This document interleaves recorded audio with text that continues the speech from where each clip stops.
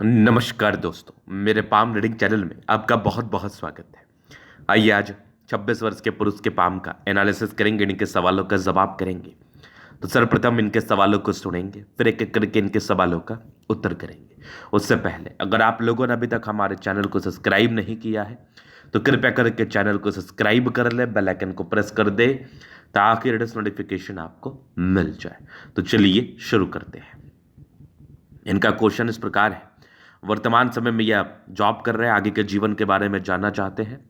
आगे जीवन पर सफलता, लाइफ में स्मूथनेस रहेगी कि नहीं, हथेली पर क्या अच्छी खराब बनी है, इन सारे महत्वपूर्ण विषय पर जानना है। तो आप बिल्कुल चिंता ना करें, आपके क्वेश्चंस को हमने गहराई पूर्वक सुन लिया है।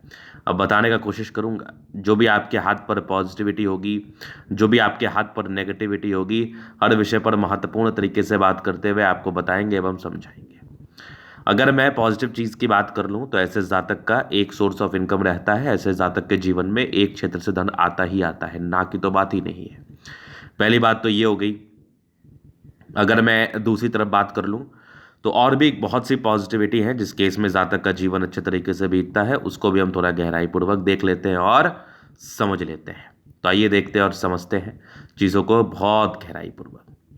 चलिए, अगर मैं पॉजिटिव वे में बात कर लूँ तो पॉजिटिव वे में सूर्य रेखा बड़ी अच्छी है। तो मतलब इनिशियल स्टेज से ना नौकरी प्राप्ति के योग बने हुए थे, सरकारी नौकरी प्राप्ति के योग बने हुए थे। अगर इस प्रकार के सूर्य रेखा आपके किसी व्यक्ति के हथेली पर हो, सीधी हो, लंबी हो, थोड़ी विजिबिलिटी कम भी हो तो दिक्कत नहीं है। ये इस केस में आपको सरकारी क्षेत्र से धन लाभ होता है। इस केस में सरकारी क्षेत्र से धन आता है। धन को लेकर विशेषतम दिक्कतें इस तरीके से दिक्कती नहीं है। तो मतलब इस प्रकार के चिन्ह आपके हाथ पर हो तो आपको सरकारी क्षेत्र से धन लाभ होगा, आपके जीवन पर धन आएगा। धन और मान सम्मान को लेकर विशेषतम दिक्कतों का ये परिचय नहीं कराता है। तो ये एक बेहतर सूर्य रेखा है। अगर आपके हाथ पर प्रेजेंट है तो आप भी भाग्यशाली है। इसके उपरांत अगर आप देखोगे तो इनके हाथ पर बुध रेखा भी बन रही है। अगर किसी व्यक्ति के हाथ पर बुध रेखा भी बन जाए तो ये भी इंडिकेट करती है कि जातक व्यापार से धन लाभ कर सकते हैं। जातक के जीवन में व्यापारिक दृष्टिकोण से सफलता व तरक्की मिल सकती है। तो व्यापार से धन लाभ हेतु भी एक अच्छे योग बने हैं। अगर आपने प्रयास किया, इनिशिएटिव लिया, तो आपको व्यापारिक दृष्टिकोण से भी धन लाभ होते हुए जरूर से नजर आएगा। अगर मैं आगे देख लूँ तो एक पार्टिकुलर समय के बाद भाग्य रेखा बेहतर है। तो लगभग ये मान लो आप 28-29 के बाद आपकी भाग्य रेखा बेहतर है, जीवन के अंतिम समय तक है। तो भाग्य के भी धनी हैं आप। कुछ आपके स्क्वायर्स हैं जो जो नेगेटिविटी दूर कर रही है, ट्राइंगल्स भी है जो बहुत हद तक नेगेटिविटी आपकी दूर कर रही है। चलिए, ये तो अच्छी बात है।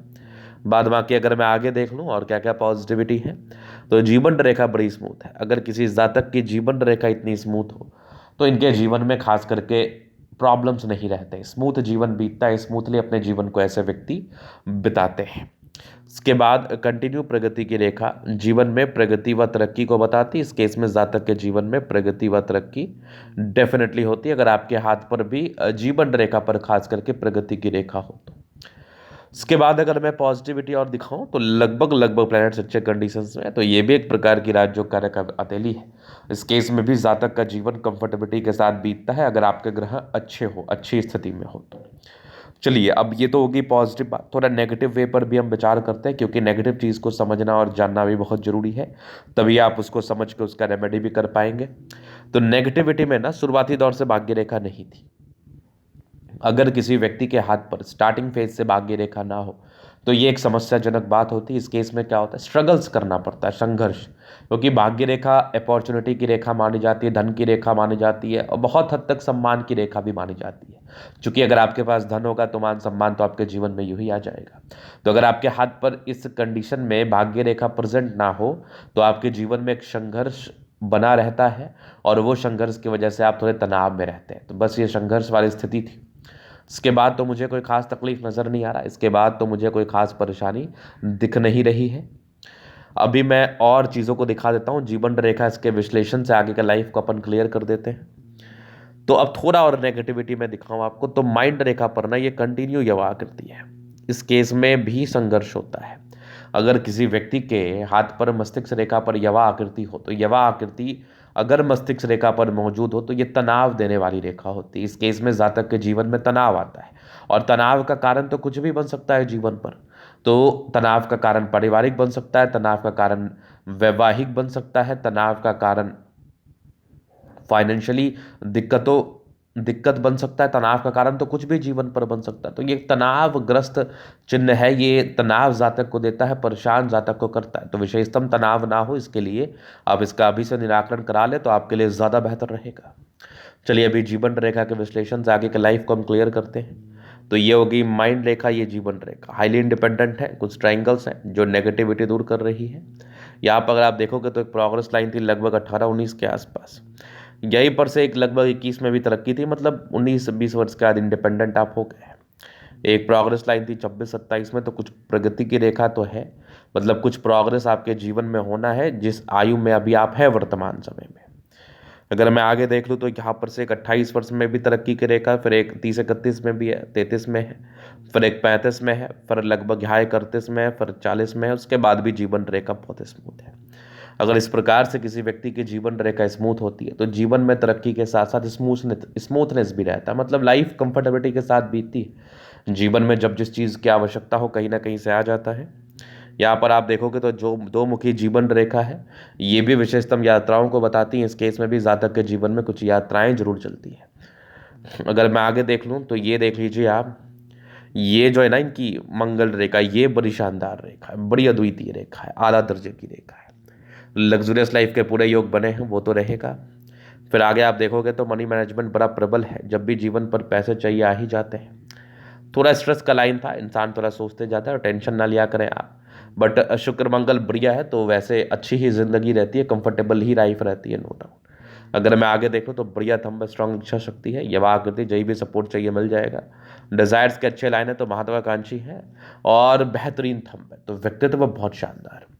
समझदारी की लूप काफ़ी अच्छी है, समझदार प्रवृत्ति के हैं।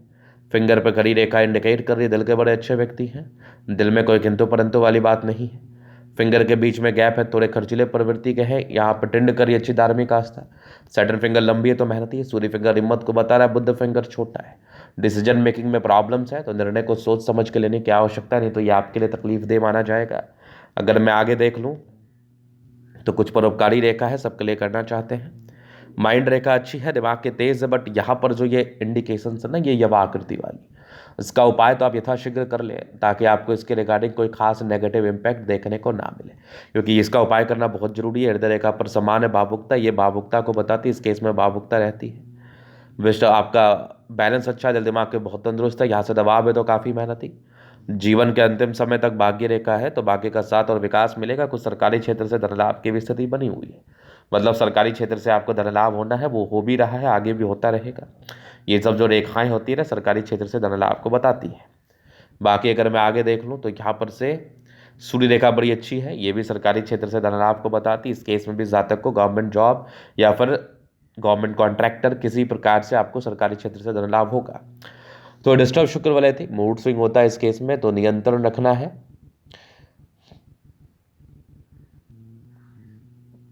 बुद्ध पे खड़ी रेखा है, दिमाग तेज है, सन्मटकरी अच्छी है तो बुद्धि वेग से कार्य करते हैं।